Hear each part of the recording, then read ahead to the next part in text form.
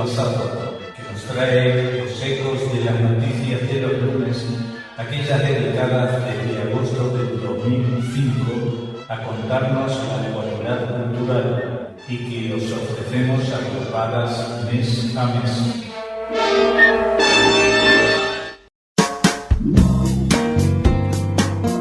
Well, lace up your boots and walk on down. They got a knockout.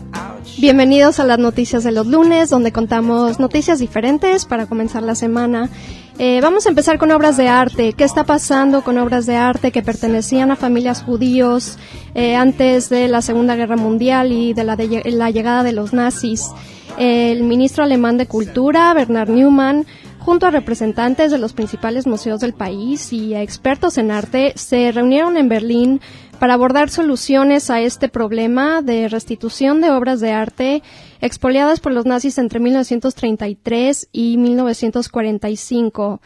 El gobierno alemán aseguró que habrá más transparencia para identificar y devolver a sus verdaderos dueños las obras de arte que les fueron confiscadas ilegalmente durante el nazismo.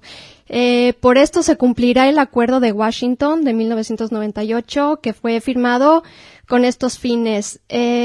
A partir de ahora y después de varias discusiones, según lo acordado en Berlín, comenzarán a funcionar grupos de trabajo formados por los distintos representantes del panorama artístico alemán, con el fin de solucionar esta cuestión, de manera que todas las partes queden satisfechas. Esto es lo que indicó Neumann. Vamos a recordar, los museos propietarios de este tipo de obras ven ahora el peligro de perder unas piezas artísticas de gran popularidad que, entre comillas, ellos dicen, adquirieron legalmente para mostrarlas al público y que además, por supuesto, son un tesoro por el que se están pagando cifras millonarias. A esto también se añade que muchos museos no se ven capacitados económicamente como para hacer frente a los gastos que supone investigar el origen de estos cuadros, la identidad y el paradero de sus anteriores propietarios. A este aspecto, el ministro alemán de Cultura ha anunciado que desde el Estado se ayudará a los museos con menos medios a averiguar cómo llegó el cuadro hasta su interior, si por expolio, donación o venta, y también en qué circunstancias. Los expertos en arte de Alemania consideran que al menos unas 100 pinturas expresionistas que se encuentran en la actualidad colgadas en museos han de ser devueltas a sus verdaderos dueños. También todo esto sucede en un momento en el que hay varias reclamaciones de obras de arte que antes y durante la Segunda Guerra Mundial pertenecieron a familias judías. Algunos casos sí se han ido resolviendo.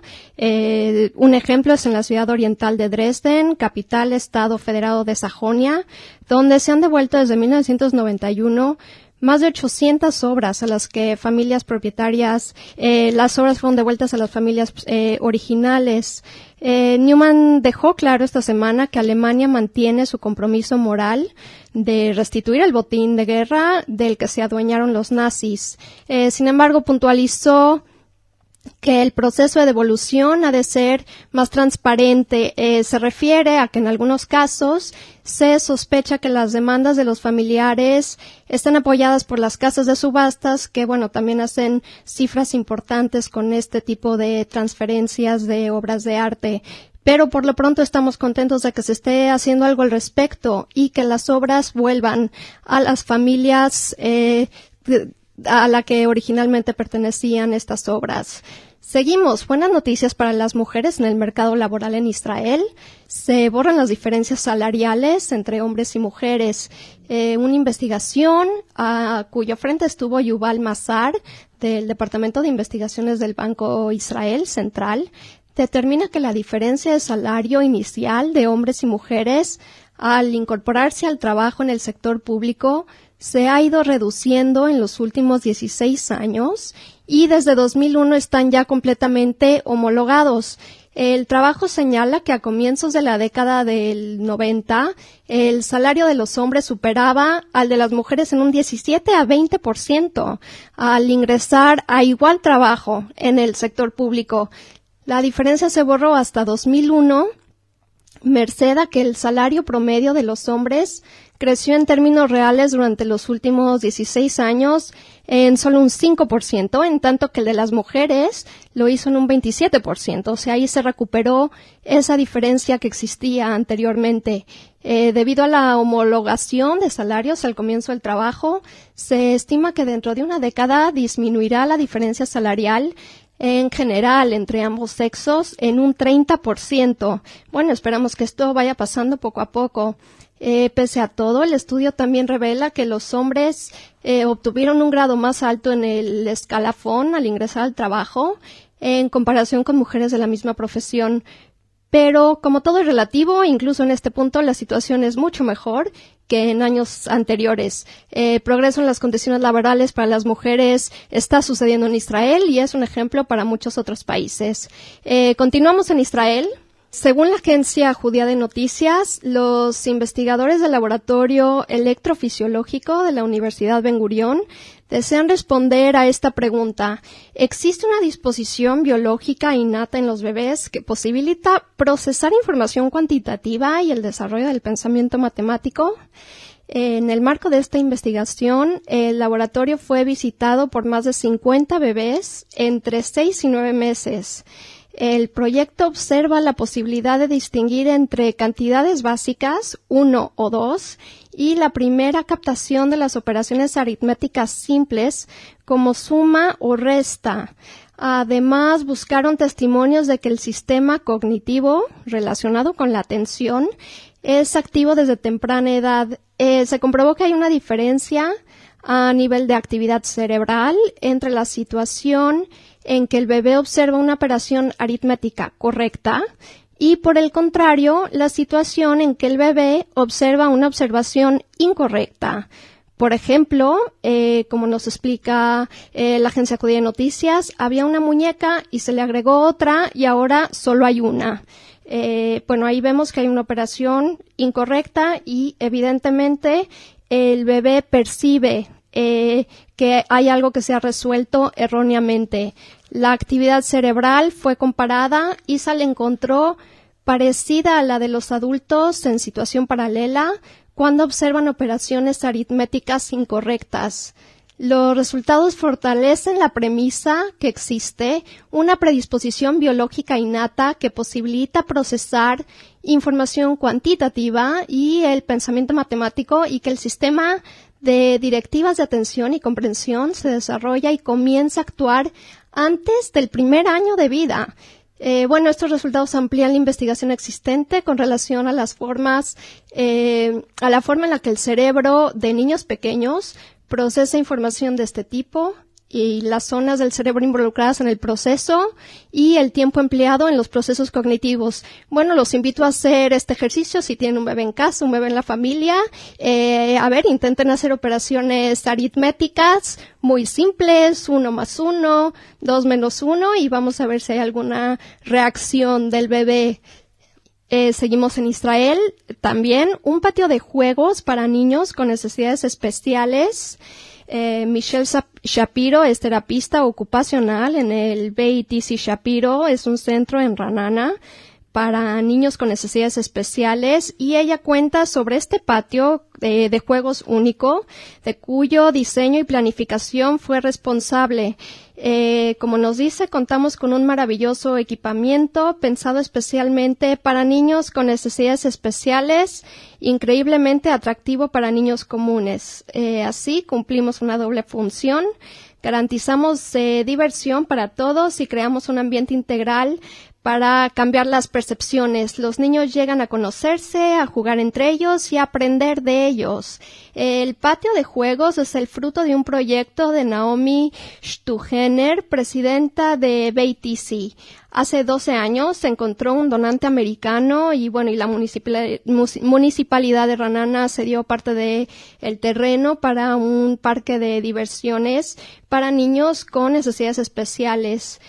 Este parque jardín cuenta con un enorme techo, color azul cielo, que brinda sombra. El piso es esponjoso y verde como el pasto. Su grosor varía en cada estación de juegos para amortiguar las caídas desde diferentes alturas. También se eligieron colores neutros para los juegos, para no sobreestimular a niños con desorden de modulación sensorial. Los sube y bajas cuentan con una rampa para silla de ruedas, esto es fenomenal, y una plataforma que traslada a niños desde la silla de ruedas directamente al piso. También las fuentes de agua están adaptadas para crear diferentes sonidos, así que los niños ciegos pueden orientarse sin ayuda. Qué hermoso proyecto. Ojalá que muchas ciudades en Israel puedan contar con algo así y muchas ciudades del mundo puedan contar con proyectos de este tipo. Y para terminar, vamos a hablar de Estados Unidos. Según un artículo de Ismael Viñas, en las recientes elecciones de Estados Unidos, dos nuevas mujeres judías ingresaron a la Cámara de Representantes, o sea, diputados, llevando a 9 el total de mujeres judías. Además, hay 2 senadoras en el ámbito federal, que son Barbara Boxer y Dianne Feinstein, ambas que están en el estado de California. En el periodo anterior había 7 representantes, lo que eleva la proporción de mujeres judías en el total de 435 bancas de la Cámara. Es importante notar que todas las mujeres judías, representantes y senadoras, corresponden al Partido Demócrata, así como la mayoría casi absoluta de los hombres. Esto no quiere decir que no haya judíos republicanos, y algunos de ellos son mujeres también, aunque el único caso de líder de primer plano es la gobernadora Linda Lingle, gobernadora de Hawái, y hay un solo ejemplo de legisladores estatales, ninguna federal, que es el de Florence Shapiro, que es senadora de Texas. Es necesario destacar que tal carácter progresista de los que son miembros del Partido Demócrata se expresa en todos los ámbitos. Por una parte, en la preocupación por los pobres, por los salarios mínimos, por los servicios de salud, pero también en aspectos más controversiales como la defensa del derecho al aborto y de las investigaciones con células humanas. La cantidad de judíos y de mujeres judías en altos cargos electivos, anota la senadora Feinstein, también refleja el escaso peso de sentimientos antisemitas en el pueblo norteamericano. Pues aplaudimos a estas mujeres y esperamos que haya muchas más mujeres judías en el gobierno de Estados Unidos y de todo el mundo, ¿por qué no? Y con esto terminamos aquí con nuestras noticias de los lunes. Muchas gracias por escucharnos y que tengan buena semana.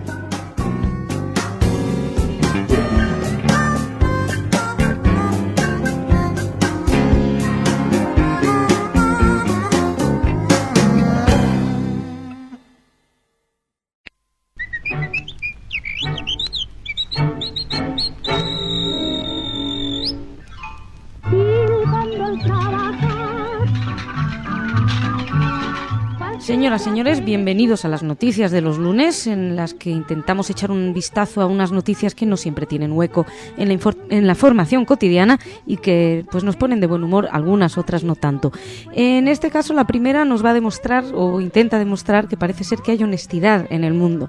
Es una noticia que pudimos leer en el diario Yediot Aharonot, donde explicaban que un israelí damnificado durante la guerra contra Hezbollah devolvió a la hacienda pública de Israel de forma absolutamente voluntaria la suma de 124.000 euros porque le parecía que la indemnización que le habían dado era demasiado elevada.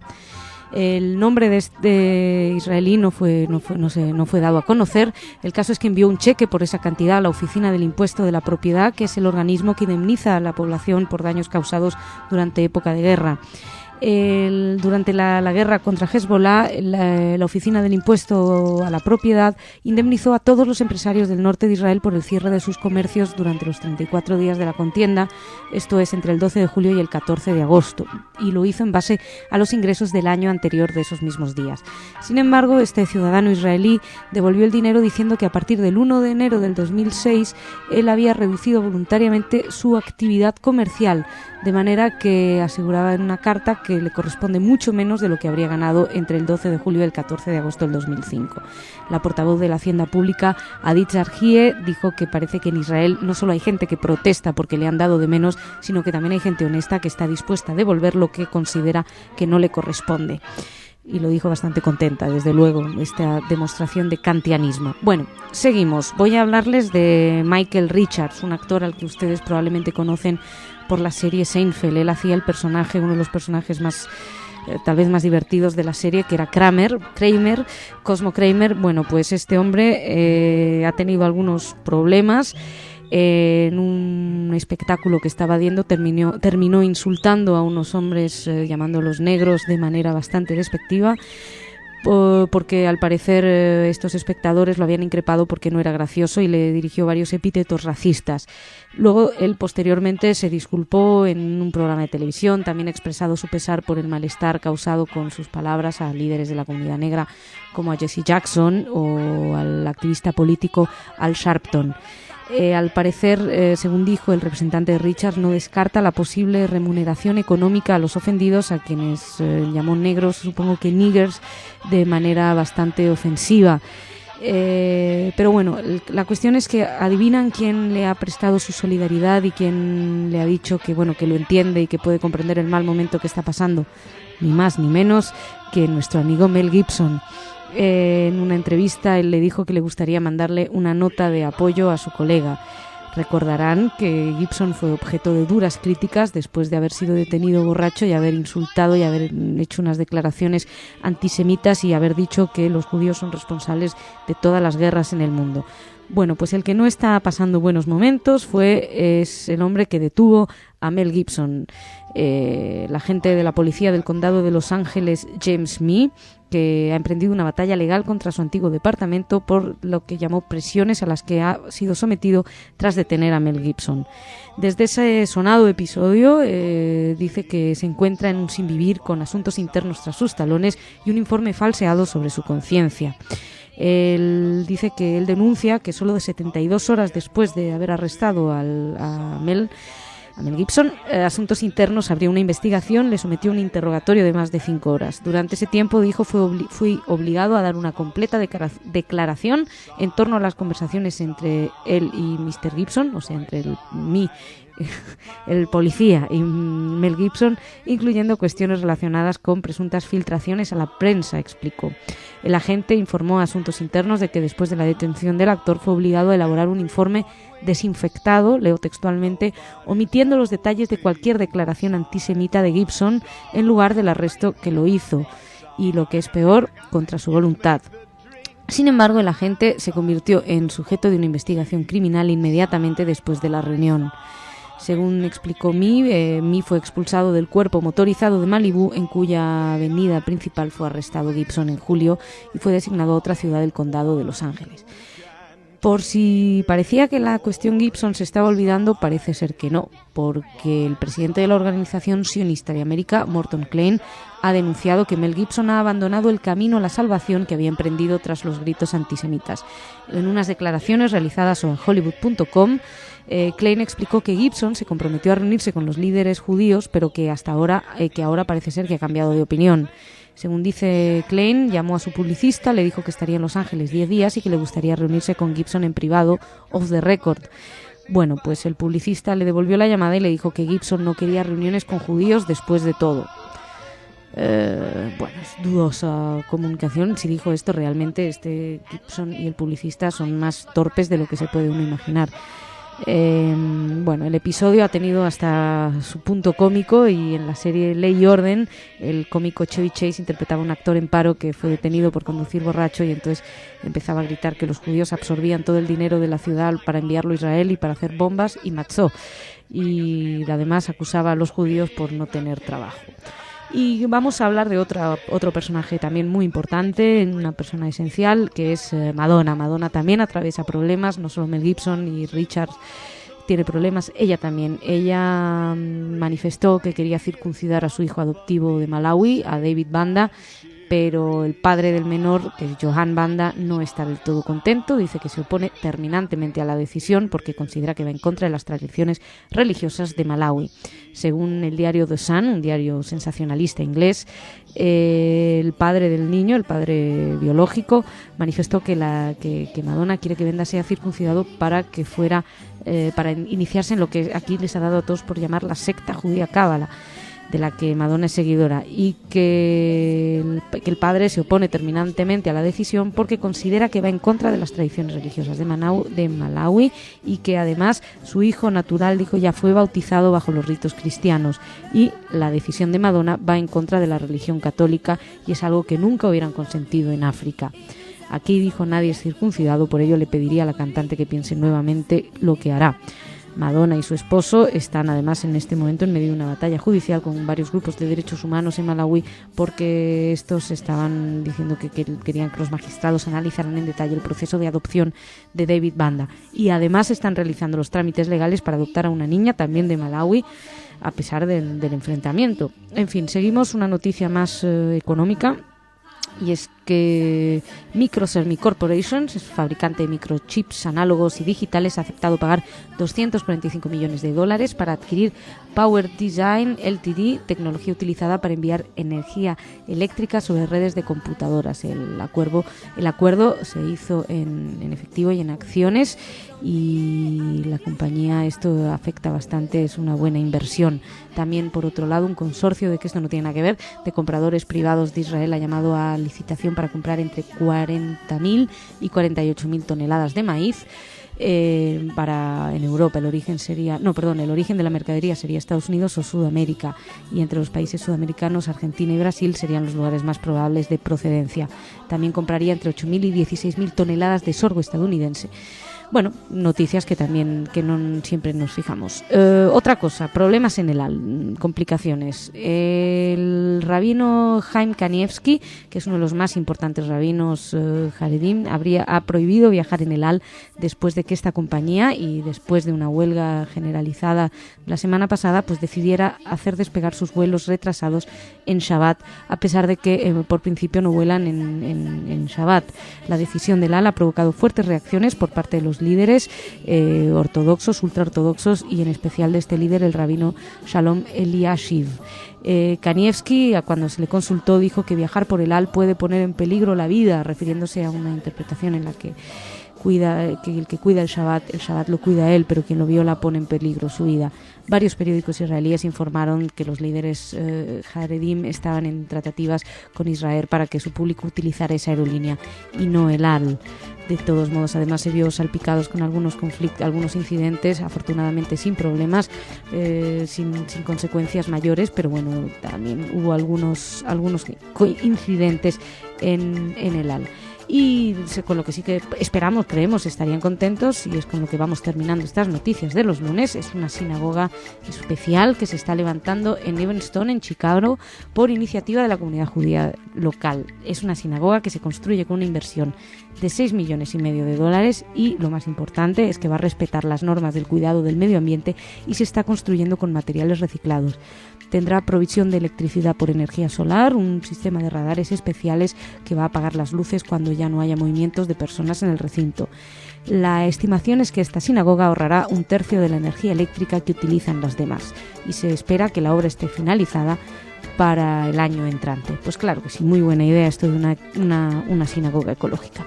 Y señoras, señores, con esta noticia lo dejamos. Muchas gracias por su atención. Nos reencontramos la semana que viene. Hasta entonces, ya saben que pueden seguir informándose todos los días en Radio Sefarad, y que tienen la obligación de tener una muy buena semana. Gracias.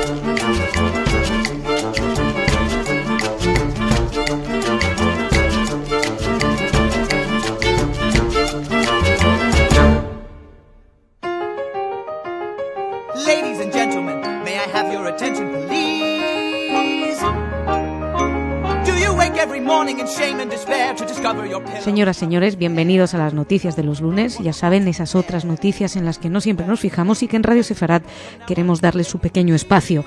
Y vamos a empezar hablando, ya que estamos en Hanukkah, se avecinan las Navidades, vamos a hablar de conflicto de intereses de fiestas. Resulta que el rabino Elazar Bogomilsky en Seattle presentó una solicitud por la cual pedía al aeropuerto de Seattle que pusieran, además del arbolito consabido de Navidad, con sus bolitas y sus guirnaldas rojas, pues pidió que también agregaran una menorá. El caso es que contrató a un abogado, amenazó con demandar al puerto de Seattle si no agregaban esta menorá. Bueno, pues la respuesta del puerto de Seattle fue eliminar directamente los arbolitos. ¿Por qué? Porque según la portavoz del aeropuerto, Terry Ann Betancourt, el aeropuerto intenta ser respetuoso y tener tacto y revisará las políticas después del año que viene, cuando empiece el año que viene. Así que decidieron retirar los árboles para no ser excluyentes. Ellos, al parecer, en el aeropuerto habían consultado con sus propios abogados y estos les explicaron que si ponían la menorá y el arbolito de Navidad iban a verse obligados a poner más símbolos religiosos de otras creencias. Según explicó Betancourt, la portavoz del aeropuerto, los días de fiesta son los días de mayor tráfico en el aeropuerto y el personal, cito literalmente sus palabras, no tenía tiempo para jugar a ser antropólogos culturales. Según el abogado de Bogomilsky, han oscurecido el corredor en lugar de iluminarlo, el pasillo, y existe una preocupación importante entre la comunidad, y es que no quieren que vean a los judíos como los gruñones de la temporada y que por su culpa hubieran quitado esos arbolitos de Navidad. Bueno, pues desde luego que van a quedar un poco como gruñones porque han quitado los arbolitos cuando querían una menorá. Cierto es que da la casualidad de que coinciden las dos fiestas, tampoco era tan difícil colocar una menorá, pero seguimos, y si estos no gruñen, seguro que hay un 35% de los asalariados en Israel que gruñirían encantados porque no llegan al sueldo mínimo. Son datos proporcionados por la Oficina Central de Estadística esta semana, y según los cuales 898.000 empleados en Israel, que vienen a representar un 35% del total de los asalariados, ganan 2.554 shekels mensuales, lo que es bastante por debajo del salario mínimo. El salario mínimo en Israel es de 3.335 shekels mensuales. El mayor porcentaje de quienes ganan esa suma parece ser que se encuentra en el rubro de la hostelería y de gastronomía. Bueno, seguimos, les hablo también en Israel. Si estos gruñen, decíamos, no iban a estar contentos los que ganan por debajo del sueldo mínimo. Hay otros que sí tienen motivos para estar orgullosos y contentos, y es que, por un lado, la Universidad de Hebrea ha sido nombrada la número 12 en el mundo en transferencias biotécnicas, según un ranking, y por otro lado, Israel ha sido nombrado el segundo país en el mundo en investigaciones de células de alto tallo embriónicas. Está en el segundo puesto Israel tras los Estados Unidos en el número de publicaciones científicas hasta finales de 2005, y de lejos siguen países como Gran Bretaña, Corea, China, Singapur, Australia, Suecia y Canadá. El ranking fue determinado por investigadores alemanes y norteamericanos y fue publicado en un artículo en la edición de octubre de la revista Stem Cells. Nosotros hemos tenido acceso a ellas ahora mismo, en estos días. También más cosas, ya que estamos en cuestiones científicas y Israel destaca en el mundo como un país dedicado a la ciencia, o que por lo menos tiene grandes cerebros científicos, pues hay que destacar la labor del profesor Moshe Shoham, que ha sido el director de un equipo de científicos del Instituto de Tecnología Technion de Haifa, que ha desarrollado un diminuto robot capaz de navegar por el líquido lumbar. Servirá se pasea por la columna vertebral y va a ayudar a mejorar varios diagnósticos. Una vez dentro de la columna vertebral, el robot se mueve desde afuera desde fuera lo controlan por un control remoto utilizando un sistema de propulsión. Tiene 2 colas, mide 2 milímetros de diámetro, 15 de largo, se introduce en el cuerpo sin riesgos colaterales, y con 2 colas esto le permite avanzar y desplazarse tanto a la izquierda como a la derecha. Así que tiene varias capacidades de movimiento. Tiene una pequeña cámara incorporada y va a poder proporcionar a los doctores valiosos videos y fotografías tecnologías que van a ayudarles evidentemente en los procesos del diagnóstico. El mecanismo va a servir, por ejemplo, explicaban los médicos, para realizar biopsias o aplicar medicamentos en puntos muy determinados. El director de esta investigación, Moshe Shoham, de quien les hablábamos, ya había desarrollado un robot similar que asiste en operaciones de espalda y que es el más grande que hay en el mundo, que actúa también desde fuera y que en estos momentos se utiliza en 3 hospitales de Israel y 10 de los Estados Unidos. Y seguimos en Israel, seguimos hablando un poco, en este caso, de salud mental, por llamarlo de alguna manera, y es que el parlamentario Ofir Pines, que pertenece a Abodá, presentó una moción de ley para castigar a aquellos que insten a menores de 18 años a cumplir con preceptos judíos. Es una moción que intenta evitar que adultos insten a menores de 18 a cambiar sus tradiciones religiosas, lo que al parecer no ha gustado, entre otra gente, a la organización Chabad. Y el rabino Menachem Brod criticó la medida, dijo que gráficamente dijo una frase que es, les leo: están diciendo que si a alguien le falta la 10ª persona para completar un minyan y van a la calle e instan a un joven de 17 años a participar, esto es malo. Y se pregunta el rabino, ¿acaso los jóvenes no pueden decidir por sí mismos? Bueno, pues según Pines, instar a observar o dejar de observar las prácticas religiosas no tiene que ver tanto con la capacidad de elección de los jóvenes, sino que puede causar ruptura con los familiares y causar un daño a los menores. Lo que suponemos que, de todos modos, un tema que se plantearán, ya que hablamos de cumplir preceptos judaicos o no, nos lleva a un artículo que pudimos leer el jueves en el periódico El País, donde explicaban, y supongo que en más sitios, yo lo leí el jueves en el periódico El País, donde explican que un estudio realizado en África confirma la eficacia de la circuncisión masculina para frenar el VIH. Es una teoría que ya se anunció hace un año, parece ser, y que fue confirmada por 2 ensayos realizados en Kenia y en Uganda, que fueron financiados por el Instituto Nacional para la Alergia y las Enfermedades Infecciosas de los Estados Unidos. Y seguimos, hablamos de otra cosa, vamos a hablar de cine, ya dejamos salud, es otro tipo de salud cultural. Bueno, pues les hablamos de los estudiantes israelíes que han ganado un premio a Mejor Drama de Instituto en el Festival Internacional Anual de Cine de Estudiantes que se realiza en Hollywood. Los estudiantes son Omer Feller, director y camarógrafo, Ilya Palkel, que es la editora, y Pili Brasselman, que es la productora, que representaron las escuelas israelíes con su película 20 años después, que cuenta la historia de un encuentro realizado 20 años antes entre 2 amigos. Luego, con el tiempo, uno se convierte en un criminal buscado por buscado por la policía, mientras el otro es precisamente policía. De ese encuentro surgen varios dilemas y el principal es si el policía va a poder entregar a su amigo criminal. La película fue realizada en las calles de Haifa y pone énfasis en la naturaleza universal de los dilemas como la amistad, valores y ética, que no solamente se aplican a los personajes de la película, sino que también a la gente de toda condición. Los estudiantes produjeron la película en su escuela y ya ha obtenido varios premios en el Festival de Cine en Banlier, en Jerusalén, y uno en Haifa, el de Sukkot. Según explicaron del Festival de Hollywood, estos estudiantes son embajadores de la ciudad de Haifa y del Estado de Israel. Y como estamos con cine, vamos a terminar con cine musical. Vamos a hablarles del maestro, de Stephen Sondheim, que le están preparando una película, Sweeney Todd, que ha sido un éxito inigualable en Broadway y en todos los escenarios musicales. Pues ahora mismo se va a convertir en película, y quién mejor para dirigir esta película oscurantista y casi de terror que Tim Burton. Bueno, pues Tim Burton, en principio el mes de febrero del año que viene va a empezar la película, y en ella actuarán Johnny Depp como el barbero Sweeney Todd y Helena Bonham Carter como Mrs. Lovett, que es la mujer que le ayuda es una cocinera que prepara pasteles con la carne de sus víctimas. Y la tercera persona, en principio, no, bueno, quien sí estaba garantizado es el británico Alan Rickman, que sería el malo de la película, el juez Turpin, que es quien encarcela injustamente a Sweeney Todd para intentar quedarse con su mujer, y quien al parecer se estaba esperando su confirmación es Baron Cohen.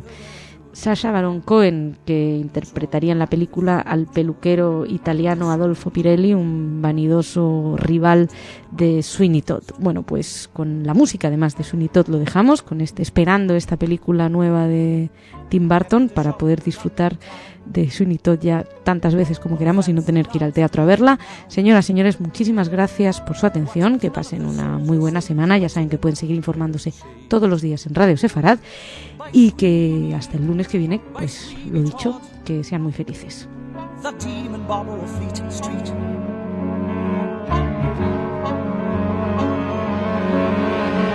Swing your razor wide, Sweeney, hold it to the skies. Freely flows the blood of those who moralize.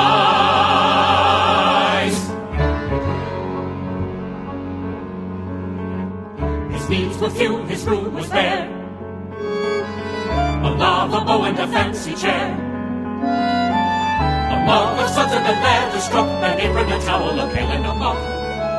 For neatness he deserves a nod to Sweeney Todd, the demon robber of Fleet Street. Inconspicuous Sweeney was, quick and quiet and clean he was. Back of his smile, under his words, Sweeney heard music that nobody heard. Sweeney pondered and Sweeney planned like a perfect machine he planned. Sweeney was smooth, Sweeney was subtle, Sweeney would blink and rats would scuttle. Sweeney was smooth, Sweeney was subtle, Sweeney would blink and rats would scuttle. Sweeney was smooth, Sweeney was quick and quiet and like a perfect machine he was. Sweeney, Sweeney, Sweeney, Sweeney.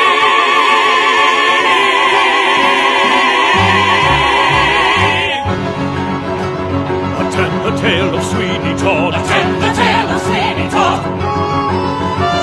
He served a dark and a vengeful God. He served a dark and a vengeful God. What happened then? Well, that's the play, and he wouldn't want us to give it away. But Sweeney Todd